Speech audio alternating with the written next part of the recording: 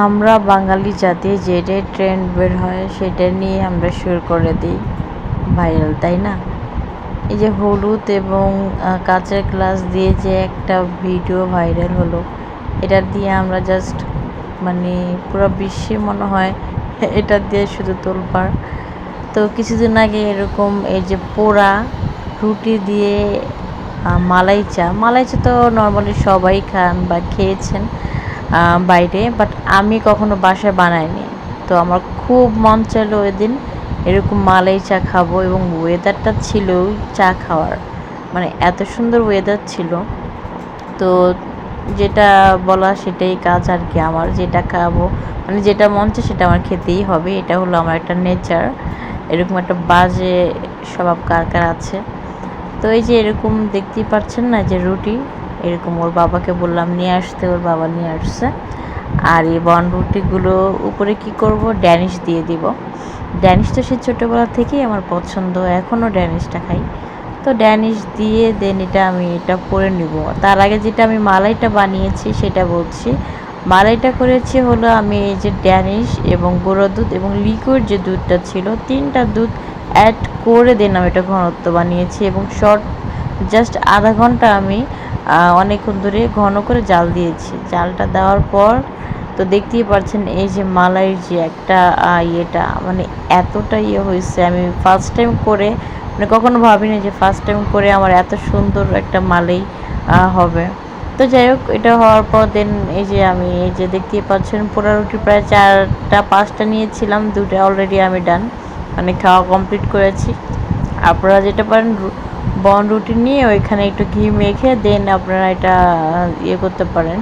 But আমি যেটা করেছি একটু চিনি দিয়ে দিয়েছি উপরে, ড্যানিশ দিয়ে দিয়েছি। তো এরকম দেখলাম কিছুদিন আগে একটা ভিডিও ভাইরাল হলো, সো তার মতো ট্রাই করছে, কেউ আবার বলবে না নিজের থেকে। তো যেহেতু খেতে মন চাইলো ওইভাবে একটু ট্রাই করলাম আর কি।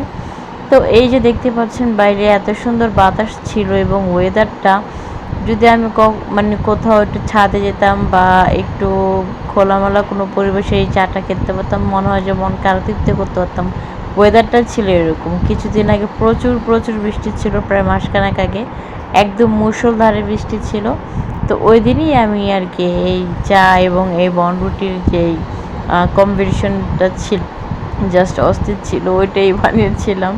তো ভিডিওগুলো আপলোড করা হয় শেষে দিয়ে, মানে আমার দেখা যায় না ব্যস্ততা, বাচ্চা টাচ্চা পড়াশোনা, বাচ্চা নিয়ে একা সংসার, তো ওইভাবে ভিডিও আমি মেক করতে পারি না। যা থাকে তাই টুকিটাকি আপনাদের মাঝে শেয়ার করার ট্রাই করি।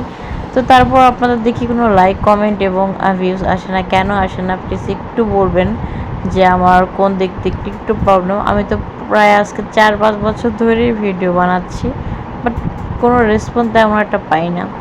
তো সবাই আমাকে একটু সাপোর্ট করবেন, সবাই ভালো থাকবেন, আর এরকম বাসায় হুটহাট করে বানিয়ে খেতে পারেন। এখন আমি ভয়েস ওভার দিচ্ছি, দেন এখন আবার খেতে মন চাচ্ছে, ট্রাই করবো এখন আবার বানিয়ে খাবার। মানে জিনিসটা খুবই মজাদার ছিল, যারা এখনও খান নাই, মানে স্মোকি ফ্লেভারের যেটা আপনারা খান, তো এটার স্মোকি